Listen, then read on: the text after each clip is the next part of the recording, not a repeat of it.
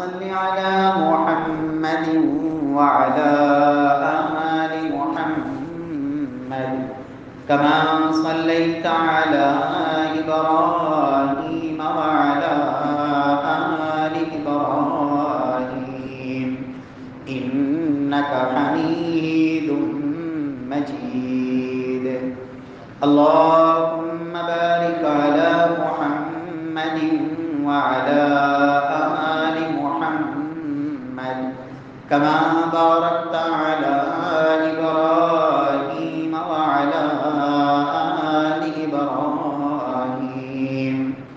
إنك حميد مجيد. اللهم انفعنا بما علمتنا وعلمنا ما ينفعنا وزدنا علما. رب اشرح لي صدري ويسر لي أمري واحلل عقدة من لساني يفقهوا قولي. أعوذ بالله السميع العليم من الشيطان الرجيم من همزه ونفخه ونفسه. بسم الله الرحمن الرحيم. فليحذر الذين يخالفون عن أمره أن تصيبهم فتنة أو يصيبهم عذاب أليم.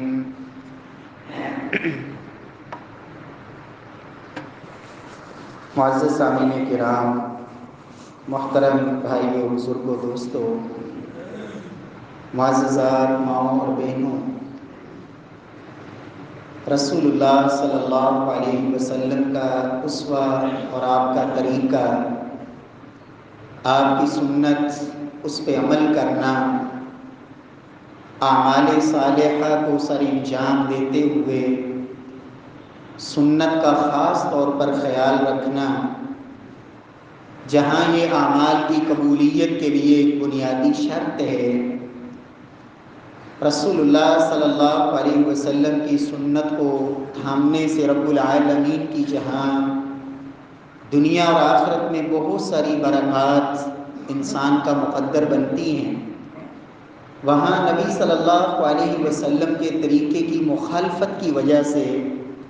اور آپ صلی اللہ علیہ وسلم کے حکم کی نافرمانی کی صورت میں دنیا میں بھی اور آخرت میں بھی انسان بہت بڑی بڑی آزمائشوں کا جہاں شکار ہوگا، وہاں رب العالمین کی ناراضگی، رب العالمین کے عذاب سے بھی اپنے آپ کو بچا نہیں پائے گا. قرآن حکیم میں رب العالمین فرماتے ہیں فَلْيَحْذَرِ الَّذِينَ يُخَالِفُونَ عَنْ أَمْرِهِ أَن تُصِيبَهُمْ فِتْنَةٌ أَوْ يُصِيبَهُمْ عَذَابٌ أَلِيمٌ. فرمایا ان لوگوں کو ڈرنا چاہیے، ان لوگوں کو اللہ کا خوف کھانا چاہیے جو میرے نبی کے حکم کی نافرمانی کرتے ہیں. کہیں ایسا نہ ہو کہ دنیا میں بھی رب العالمین انہیں فتنوں میں مبتلا فرما دے،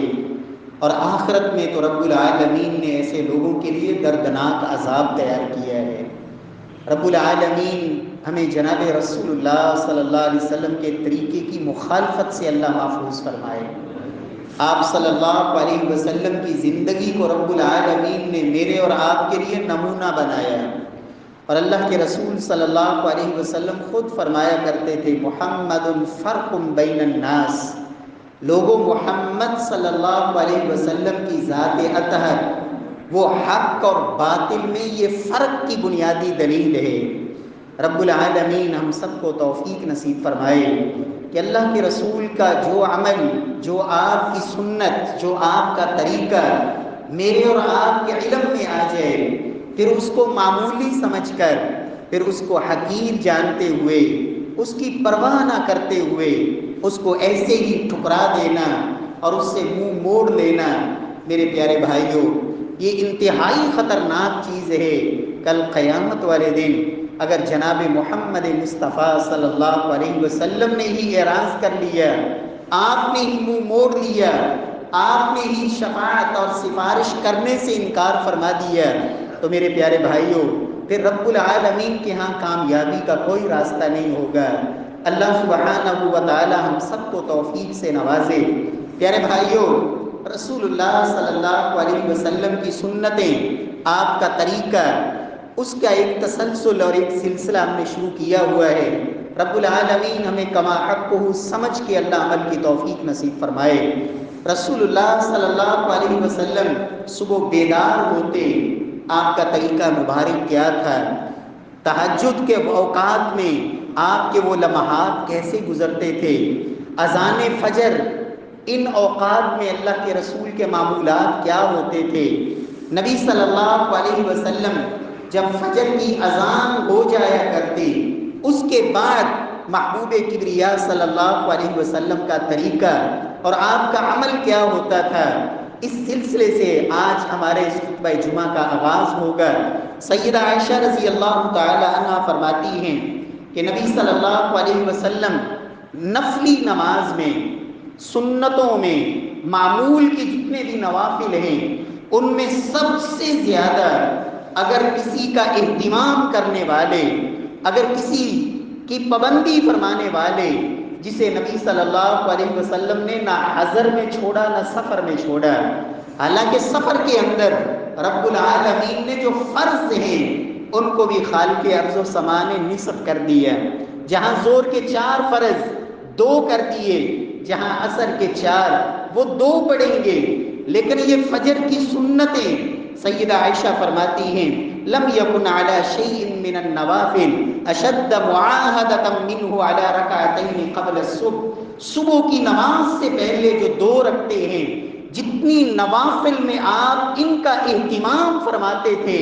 نبی صلی اللہ علیہ وسلم نوافل اور سنتوں میں کسی نماز کا اس قدر آپ اہتمام نہیں فرمایا کرتے تھے۔ رب العالمین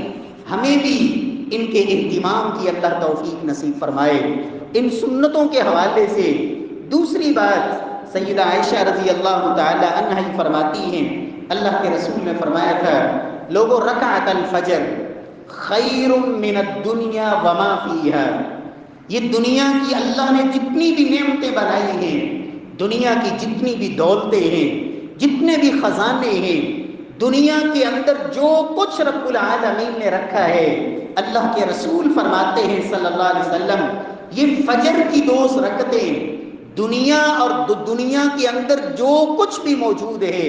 رب العالمین کے ہاں اس سب سے یہ 2 رکعتیں بہتر ہیں۔ برابر نہیں فرمایا کہ دنیا کی یہ سارے دولتیں سب کچھ ان 2 رکعتوں کے برابر بھی نہیں، فرمایا یہ 2 رکعتیں ان سب سے بہتر ہیں۔ اور دوسری روایت کے الفاظ ہیں لہما احب الی من الدنیا جميعا، ایک طرف ساری دنیا رکھ دی جائے اور ایک طرف یہ 2 رکھتے ہوں، اللہ کے رسول فرماتے ہیں ساری دنیا کے مقابلے میں مجھے یہ زیادہ محبوب ہے۔ اللہ رب العزت ہم سب کو توفیق نصیب فرمائے۔ میرے پیارے بھائیوں، میرا اور آپ کا مزاج کیا ہے؟ میری اور آپ کی فکر کیا ہے؟ دنیا کے لیے، دنیا کی ڈیوٹیوں کے لیے، دنیا کے چند ٹکوں کے لیے، دنیا کی معمولی سی حاضری اور معمولی سی ڈیوٹی کے لیے ہم آدھی رات کو اٹھنے کے لیے تیار ہیں، اہتمام کرتے ہیں، فکر ہوتی ہے، بار بار اٹھتے ہیں اس لیے کہ ڈیوٹی ہے۔ میرے پیارے بھائیوں، یہ دنیا کی دولت کی حیثیت کیا ہے؟ یہ فانی دنیا، یہ حقیر دنیا، ختم ہونے جانے والی، فنا ہو جانے والی، اس کے لیے میری اور آپ کی تگ و دو، اور یہ 2 رکعتیں فجر کی محبوب کبریا فرماتے ہیں ساری دنیا سے بہتر ہے۔ رب العالمین مجھے اور آپ کو بھی اس اہتمام سے رب العالمین ان 2 رکعتوں کی ادائیگی کی اللہ توفیق نصیب فرمائے۔ رسول اللہ صلی اللہ علیہ وسلم کا عمل مبارک یہ تھا کہ یہ فجر کی 2 رکعتیں اللہ کے رسول صلی اللہ علیہ وسلم کیسے پڑھتے تھے، کتنی لمبی ہوتی، کون سی صورتیں پڑھتے، نبی صلی اللہ علیہ وسلم کا ایک ایک عمل، ایک ایک اللہ کے رسول کا اسوہ اور طریقہ۔ سیدہ عائشہ فرماتی ہیں کان رسول اللہ صلی اللہ علیہ وسلم یصلی رکعت الفجر فیخفف، اللہ کے نبی یہ فجر کی 2 سنتیں بڑی ہلکی پڑھتے، بڑی ہلکی، حتی انی اقول، هل قرأ فيهما بأم القرآن ام لا، حتیٰ کہ میں سوچ میں پڑ جاتی کہ آپ نے پتہ نہیں سورۃ الفاتحہ بھی پڑھی ہے یا نہیں۔ یعنی اس قدر اللہ کے نبی صلی اللہ علیہ وسلم کی جو عام نوافل ہوتے، عام جو آپ کی رات کی نماز ہوتی، اس کے مقابلے میں یہ اتنی ہلکی، اتنی مختصر، لیکن اس کا یہ معنی نہیں ہے کہ رکوع کے اندر اطمینان نہ ہو، سجدے میں اطمینان نہ ہو، اس لیے کہ نقر الدیگ، مرغ کی طرح ٹھونگے مارنا، یہ تو نبی صلی اللہ علیہ وسلم نے خود منع فرمایا ہے۔ اور ایسی نماز جس میں اطمینان نہ ہو، اللہ کے نبی صلی اللہ علیہ وسلم کی یہ ہلکی نماز ضرور تھی باقی کے مقابلے میں، لیکن اس کا یہ معنی قطعاً نہیں کہ رکوع سجود مکمل نہ ہوتے، قیام ضرور مختصر ہوتا ہے۔ نبی صلی اللہ علیہ وسلم کون سی دو صورتیں ان فجر کی سنتوں میں پڑھتے؟ سیدہ عائشہ رضی اللہ تعالی عنہ فرماتی ہیں نبی صلی اللہ علیہ وسلم کا معمول مبارک یہ تھا، حضرت ابو ہریرہ بھی اس حدیث کے راوی، کہ فجر کی سنتوں میں آپ قل یا ایھا الکافرون پہلی رکعت میں اور قل ھو اللہ احد دوسری رکعت میں نبی صلی اللہ علیہ وسلم فجر کی دو سنتوں میں یہ دو صورتیں تلاوت فرمایا کرتے تھے۔ اور یہاں ایک پیغام بھی ہے کہ آپ کے دن کا آغاز قرآن مجید کی تلاوت کے جس حصے سے آپ کرتے، سورہ کافرون، سورہ اخلاص، میرے رب کی توحید کا پیغام ہے۔ سورہ کافرون، اللہ کے رسول فرماتے ہیں لوگوں یہ سورت وہ عظیم سورت ہے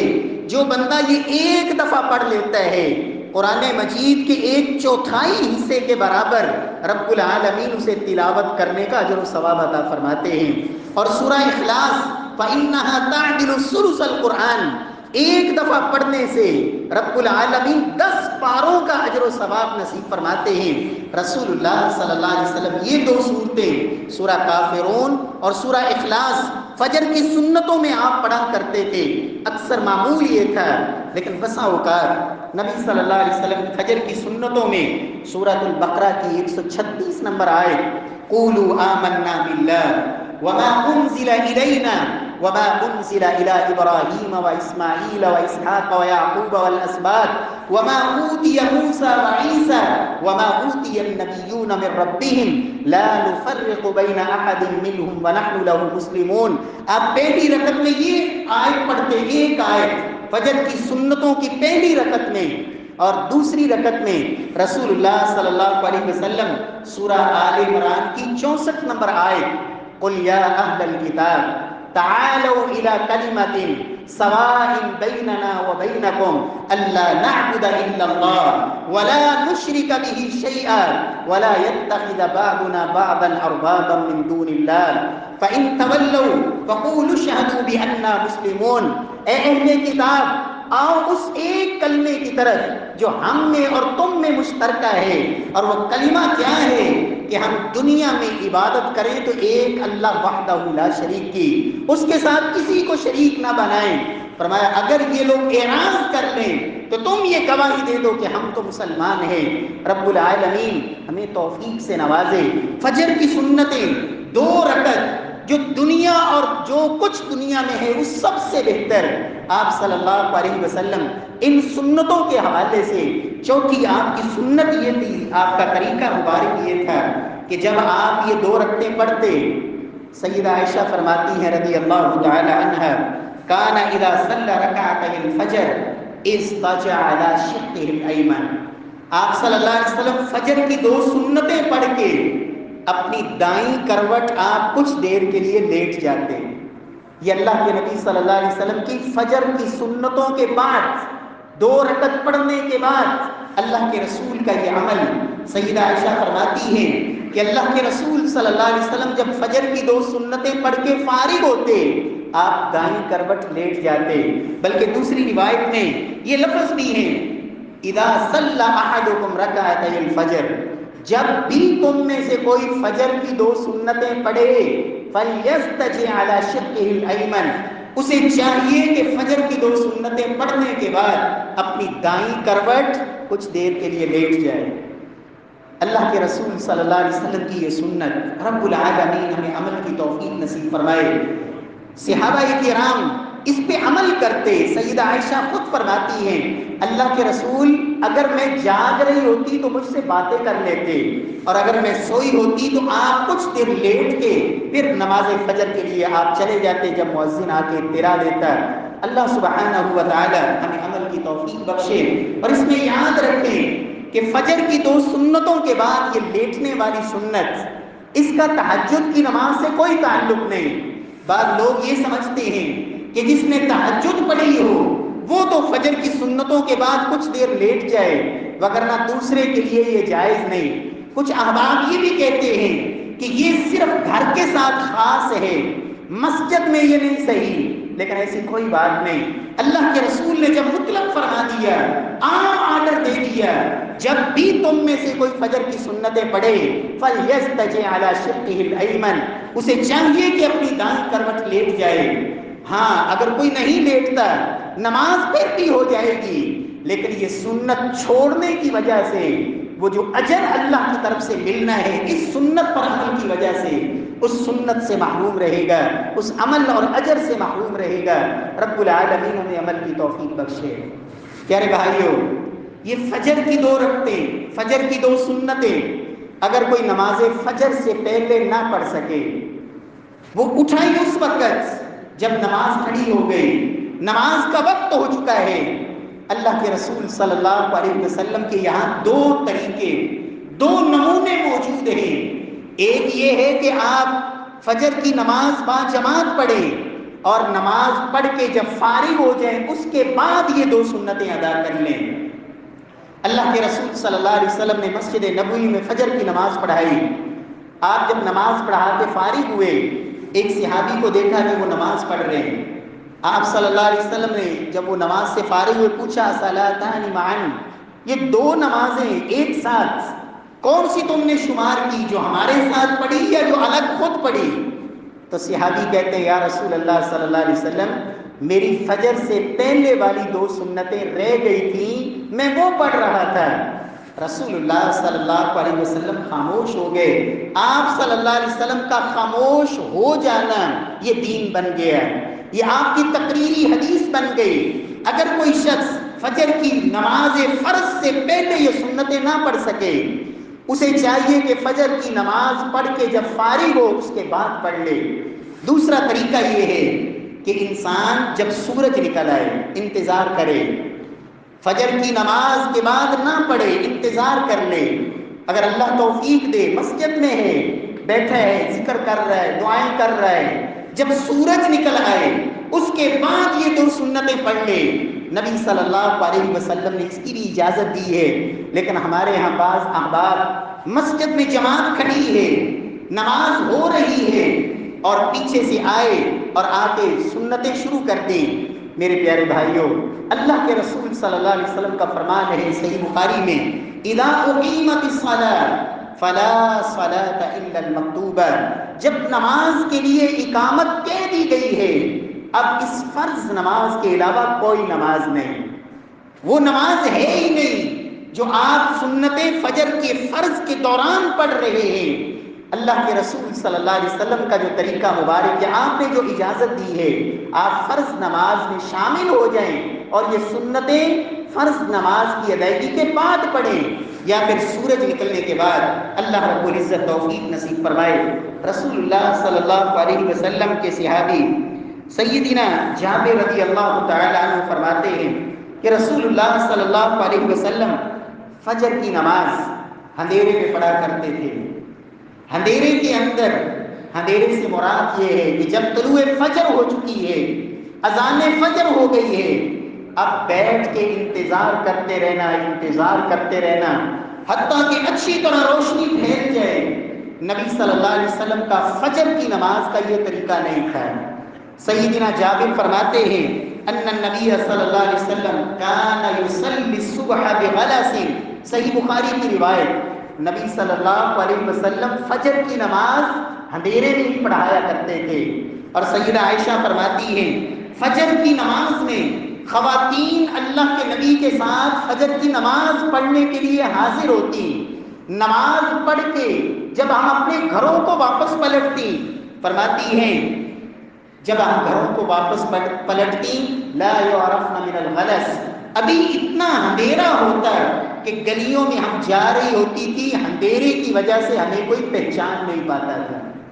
فجر کی نماز صحابیات اللہ کے رسول کے ساتھ مسجد نبوی میں ادا کرتی، جب گھروں کو واپس پلٹتی فرماتی ہم اپنی چادروں میں لپٹی ہوتی، اندھیرے کی وجہ سے ہمیں کوئی پہچان نہیں پاتا تھا۔ نبی صلی اللہ علیہ وسلم کا معمول یہ تھا کہ آپ فجر کی نماز میں قرات لمبی کیا کرتے تھے، اور اندھیرے میں نماز پڑھنے کی ہی وجہ سے جب سیدنا عمر پہ حملہ ہوا نماز فجر میں، وہ حملہ آور مسجد نبوی کے محراب میں ہی چھپا ہوا تھا، جس نے فاروق اعظم کے اوپر حملہ کیا اور ان کو شدید زخمی کیا، جس کے نتیجے میں ان کی شہادت ہوئی۔ نبی صلی اللہ علیہ وسلم کی سنت، آپ کا طریقہ مبارک یہی تھا کہ فجر کی نماز طلوع فجر کے بعد، اور سیدنا انس فرماتے ہیں اذان اور نماز میں کتنا فاصلہ ہوتا تھا، فرماتے ہیں اذان فجر ہوتی اس کے بعد ہم 50 آیات قرآن مجید کی تلاوت کرتے، اتنی دیر کے بعد نماز فجر آپ صلی اللہ علیہ وسلم کی طرف سے کھڑی کر دی جاتی، نماز کا ٹائم ہو جاتا ہے۔ اتنا سا فاصلہ، اس لیے کہ صحابہ پہلے رات کو ہی بیدار ہو چکے ہوتے تھے، اذان فجر سے بھی پہلے رات کا ایک معمول۔ اللہ سبحانہ و تعالیٰ سے دعا ہے کہ رب العالمین ہمیں اس پہ عمل کی توفیق نصیب فرمائے۔ فجر کی سنتیں اس اہتمام کے ساتھ ایک ایک چیز صحابہ کرام نے بیان کی، آپ کا طریقہ کیا تھا، فجر کی یہ سنتیں آپ پڑھتے کیسے، سورتیں کون سی پڑھتے، ان کے بعد کیا کرتے، کس وقت ادائیگی کرتے، اگر رہ جائیں تو اس کا معمول کیا ہے۔ اللہ سبحانہ و تعالی ہمیں بھی اسی اہتمام سے رب العالمین پڑھنے کی اللہ توفیق بخشے۔ پیارے بھائیو، نبی صلی اللہ علیہ وسلم کی تعلیم، آپ نے فجر کی سنتوں کی ادائیگی کے بعد اب اللہ کے گھر کی طرف جانا ہے۔ اگر آپ سنتیں گھر میں پڑھ چکے ہیں، مسجد کی طرف روانگی ہے۔ رسول اللہ صلی اللہ علیہ وسلم کی تعلیم یہ ہے کہ انسان کوشش کرے نماز میں باجماعت نماز پڑھنے کے لیے تکبیر اولیٰ کے ساتھ شامل ہو، اور تکبیر اولیٰ کا مطلب یہ ہے کہ ابھی امام نے اللہ اکبر کہہ کے نماز شروع کی اور آپ نے ساتھ ہی اللہ اکبر کہہ کے نماز شروع کر دی، آپ اس وقت سے پہلے مسجد میں موجود تھے، اور اللہ کے رسول فرماتے ہیں لوگوں کو پتہ چل جائے کہ مسجد میں نماز کے لیے جلدی آنے میں، بر وقت آنے میں اجر اللہ نے کتنا رکھا ہے، لوگ ایک دوسرے سے مقابلہ کریں، ایک دوسرے سے مسابقہ اور مقابلہ کریں کہ میں نے پہلے پہنچنا ہے، اگر لوگوں کو اجر کا پتہ چل جائے۔ اور صحابہ کے شاگرد تابعین اعظام کس قدر اہتمام کرتے۔ سعید بن مسیب رحمہ اللہ فرماتے 30 سال ہو گئے، مؤذن جب اذان کہتا ہے 5 نمازوں کی، تو سعید بن مسیب اذان سے پہلے اللہ کے گھر میں نماز کے لیے موجود ہوتے ہیں۔ 30 سال ہو گئے۔ اور دوسری روایت میں یہ لفظ ہے ما سمعت تعزینا فی اہلی منذ 30 سنہ، زندگی کے 30 سال گزر گئے کہ میں نے ایک بھی اذان ایسی نہیں سنی کہ میں اپنے بیوی بچوں میں موجود ہوں اور ادھر اللہ کے گھر سے اذان کی آواز آ گئی ہو، میں اذان سے پہلے ہی اللہ کے گھر میں موجود ہوتا ہوں۔ اللہ رب العزت ہمیں بھی یہ شوق نصیب فرمائے۔ میرے پیارے بھائیوں، یاد رکھیں یہ نماز میرے اللہ کے ساتھ ملاقات ہوتی ہے، میرے رب کی طرف سے ہمیں ملاقات کا وقت دیا جاتا ہے۔ اور یاد رکھیں دنیا کے اندر کوئی بھی شخص جب کسی بڑے سے ملاقات کا وقت طے ہو کہ میں نے فلاں شخصیت سے ملاقات کرنی ہے، تو ایسا کبھی نہیں ہوتا کہ بڑا انتظار میں پہلے موجود ہو اور جس کو وقت ملا ہے وہ کہے جب میری مرضی ہوگی میں چلا جاؤں گا۔ میرے پیارے بھائیوں، یہ دنیا کے حکمران، یہ دنیا کے وڈیرے، یہ دنیا کے چودھری، یہ دنیا کے بڑے حکمران، ان کی حیثیت کیا ہے؟ پیارے بھائیوں، جب دنیا کے کسی شخص سے ملاقات طے ہو، وقت سے پہلے پہنچے ہوتے ہیں، یہ تو میرے رب نے وقت دیا ہے۔ ان الصلاۃ کانت علی المؤمنین کتابا موقوتا، لوگوں میرے رب نے وقت مقرر کیے ہیں، اور وہ رحمت للعالمین پیغمبر جس نے اپنے دشمنوں کو بھی معاف فرما دیا، اس کا اعلان سنیں۔ فرمایا میرا دل چاہتا ہے کہ مسجد میں جب نماز کا وقت ہو میں اپنی جگہ مصلی پہ کسی اور کو کھڑا کروں اور ان لوگوں کے گھروں کو جا کے آگ لگا دوں جو مسجد میں نماز ہو رہی ہے اور وہ اپنے گھروں میں موجود ہیں۔ اگر خواتین نہ ہوتی، بچے نہ ہوتے، میں ان لوگوں کے گھروں کو آگ سے جلا دیتا ہے۔ میرے پیارے بھائیوں، رب العالمین ہمیں باجماعت نماز کے لیے اللہ بر وقت آنے کی توفیق نصیب فرمائے۔ رسول اللہ صلی اللہ علیہ وسلم فرماتے ہیں جو بندہ مسجد کی طرف روانہ ہوتا ہے اور وضو کر کے آتا ہے گھر سے، اللہ توفیق دے۔ آج کل اگر مسجدوں میں انتظام ہے، اس کا معنی یہ نہیں کہ آپ اس سنت کو ہی چھوڑ بیٹھے اس لیے کہ میرے اللہ نے اس پہ اجر بڑا رکھا ہے۔ اللہ کے رسول فرماتے ہیں جو شخص من خرج من بیتہ متطہرا، اللہ کے رسول صلی اللہ علیہ وسلم فرماتے ہیں جو بندہ گھر سے نکلا فتوضأ فاحسن الوضوء، گھر میں وضو کیا اور خوبصورت وضو کیا، پھر اللہ کے گھر میں آیا اور اس کا مقصد صرف نماز پڑھنا ہے اور کوئی مقصد نہیں، فرمایا گھر سے لے کے اللہ کے گھر تک اس نے جتنے قدم اٹھائے ہیں، فرمایا مسجد میں داخل ہونے تک ہر قدم پہ اللہ گناہ معاف فرماتے ہیں اور ہر قدم پہ میرا اللہ درجہ بلند فرما دیتے ہیں۔ اور دوسری روایت کے لفظ اس سے بھی بڑی سعادت، فرمایا من خرج من بیتہ متطہرا الی صلاۃ مکتوبہ فاجرہ کاجر الحاج المحرم۔ سنن نبی داؤد کی صحیح حدیث، اللہ کے رسول فرماتے ہیں جو گھر سے باوضو ہو کر فرض نماز کی ادائیگی کے لیے مسجد میں آتا ہے، فرمایا اس کو اللہ اس حاجی کے برابر جو احرام باندھ کر بیت اللہ میں حج کے لیے پہنچا ہوا ہے، میرا اللہ اس نمازی کو جو گھر سے باوضو ہو کے آیا، اللہ اس حاجی اور محرم کے برابر رب العالمین اجر و ثواب عطا فرماتے ہیں۔ اللہ رب العزت ہمیں اس پہ عمل کی توفیق نصیب فرمائے۔ فجر کی سنتوں کے بعد آپ جب اللہ کے گھر مسجد کی طرف آتے، سیدنا ابن عباس کی ایک روایت میں اللہ کے رسول کا یہ عمل بھی موجود ہے، صحیح مسلم میں فرماتے ہیں میں ایک رات اللہ کے نبی کے گھر میں نے گزاری، اپنی خالہ میمونہ اللہ کے نبی کی بیوی ان کے گھر میں رات بسر کی۔ میں نے آپ کے رات کے معمولات کو دیکھا، جب اذان فجر ہوئی اس کے بعد آپ صلی اللہ علیہ وسلم جب سنتیں پڑھ کے 2 رکعت پڑھ کر جب مؤذن نے آ کے نماز کے وقت کی اطلاع دی، فخرج الی الصلاۃ، آپ نماز کے لیے روانہ ہوئے، وہو یقول، اور آپ ایک دعا پڑھتے گھر کے سے نکلے، یہ دعا پڑھی اللہ کے رسول نے مسجد کی طرف جاتے ہوئے، اللہم اجعل فی قلبی نورا وفی بصری نورا وفی سمعی نورا وعن یمینی نورا وعن یساری نورا وفوقی نورا وتحتی نورا وامامی نورا وخلفی نورا واجعل لی نورا وفی لسانی نورا وعصبی نورا ولحمی نورا ودمی نورا وشعری نورا وبشری نورا واجعل فی نفسی نورا اللہم عازم لی نورا اللہم اعطنی نورا۔ اللہ کے رسول صلی اللہ علیہ وسلم کی یہ دعا اتنی جامع، آپ اندازہ لگائیں ابھی صبح کا وقت ہے، بیداری کے بعد میرے اللہ سے دعا کیا کر رہا ہے، اے اللہ میرے دل کے اندر جو تاریکیاں ہیں ان سے میرے دل کو صاف کر دے اور نور اور روشنی سے میرے دل کو بھر دے، اے اللہ میری آنکھوں میں نور پیدا کر دے، اے اللہ میرے کانوں میں نور، اے اللہ میری ہڈیوں میں نور، میرے پٹھوں میں نور، میرے بالوں میں نور، میری زبان میں نور، اے اللہ میرے آگے بھی نور ہو، میرے پیچھے بھی نور ہو، میرے دائیں بھی نور، میرے بائیں بھی نور، میرے اوپر بھی نور، میرے نیچے بھی نور، اے اللہ میری ہر چیز کے اندر نور پیدا فرما دے۔ آپ ایمانداری سے بتائیں ایک شخص جو صبح ہی صبح نماز فجر سے پہلے میرے اللہ سے جو یہ التجائیں کرے گا، اس کی آنکھیں سارا دن کیا دیکھیں گی، اس لیے کہ اس نے اللہ سے التجا کی، اس کے کان کیا سنیں گے، اس کے ہاتھ کیا پکڑیں گے، اس کے دل و دماغ میں کیا چلے گا، اس کی سوچ کتنی پاکیزہ ہوگی۔ اللہ کے نبی صلی اللہ علیہ وسلم کی یہ سنت اور آپ کا یہ طریقہ، رب العالمین ہمیں عمل کی توفیق نصیب فرمائے۔ رسول اللہ صلی اللہ علیہ وسلم جب مسجد سے مسجد کی طرف روانہ ہوتے، آپ کا چوتھا معمول یہ تھا، اور آپ نے صحابہ کو بھی تعلیم دی،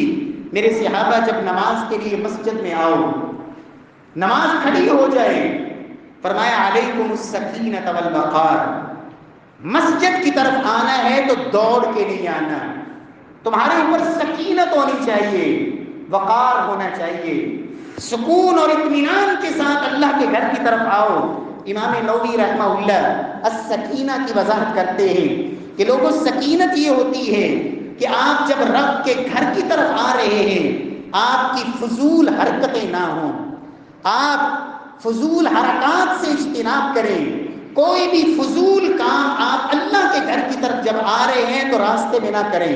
اس لیے کہ آپ کے ہر قدم پہ گناہ معاف ہو رہے ہیں، ہر قدم پہ درجے بلند ہو رہے ہیں۔ اور وقار کیا ہوتا ہے؟ غض الطرف، آپ کی نظریں جھکی ہوئی ہونی چاہیے، اللہ کے گھر کی طرف آتے ہوئے نظر جھکا کے آئیں، غیر محرم کو نہیں دیکھنا۔ اسی طرح دوسری چیز کہ جب اللہ کے گھر کی طرف آئیں اپنی آواز کو پست رکھیں۔ اور وقار کیا ہوتا ہے کہ ایک اللہ کے گھر کی طرف آ رہا ہے، کبھی ادھر دیکھتا ہے، کبھی ادھر دیکھتا ہے، کبھی ادھر جھانکتا ہے، کبھی ادھر جھانکتا ہے، کبھی اس سے باتیں، کبھی اس سے گپیں، کبھی وہاں کھڑا ہے، کبھی وہاں کھڑا ہے۔ فرمایا علیکم السکینۃ والوقار، جب نماز کے لیے آ رہے ہو تو تم ایسے ہی ہو جیسے نماز میں ہو۔ اللہ رب العزت ہمیں یہ وقار نصیب فرمائے، یہ اطمینان اور سکون۔ نبی صلی اللہ علیہ وسلم جب مسجد میں آتے، آپ کی سنت یہ ہے، سیدنا انس فرماتے ہیں سنت یہ ہے کہ جب آپ نے مسجد میں داخل ہونا ہے پہلے دایاں قدم اندر رکھیں۔ مسجد میں داخل ہوتے وقت سنت یہ ہے کہ آپ دایاں قدم اندر داخل کریں۔ سیدنا عبداللہ بن عمر کا بھی عمل امام بخاری رحمہ اللہ نے نقل کیا۔ اللہ رب العزت توفیق نصیب فرمائے۔ اور مسجد میں داخل ہونے کی دعا نبی صلی اللہ علیہ وسلم کے صحابی سیدنا ابو حمید فرماتے ہیں کہ اللہ کے رسول نے فرمایا اذا دخل احدکم المسجد فلیقل اللہم افتح لی ابواب رحمتک، اے اللہ میرے لیے اپنی رحمتوں کے دروازے کھول دے۔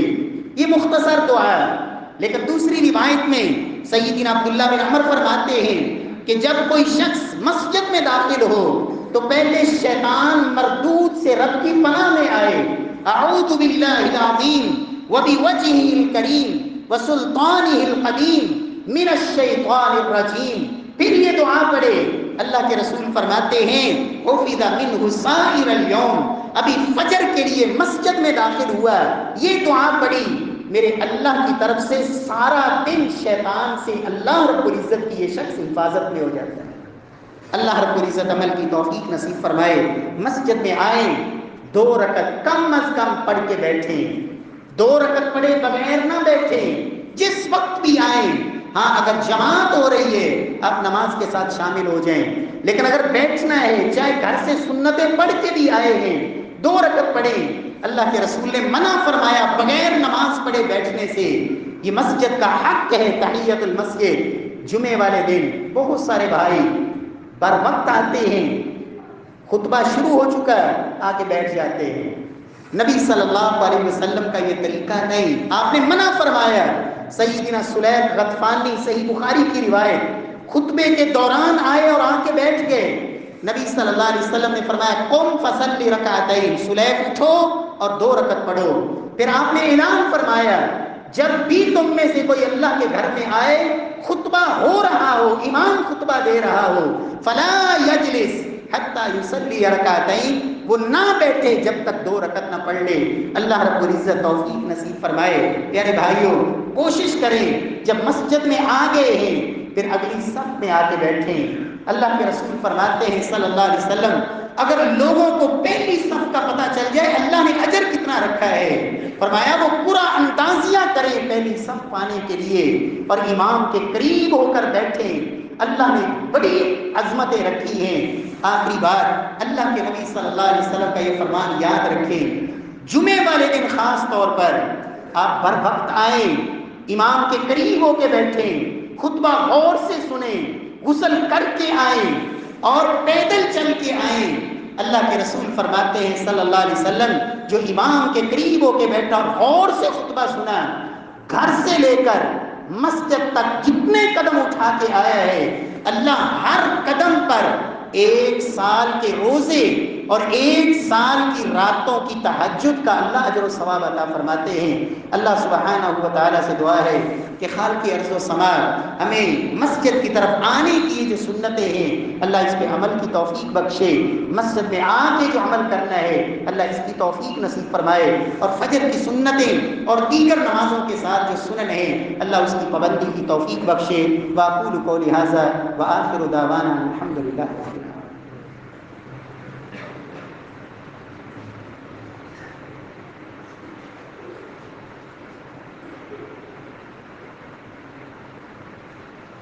ان الحمد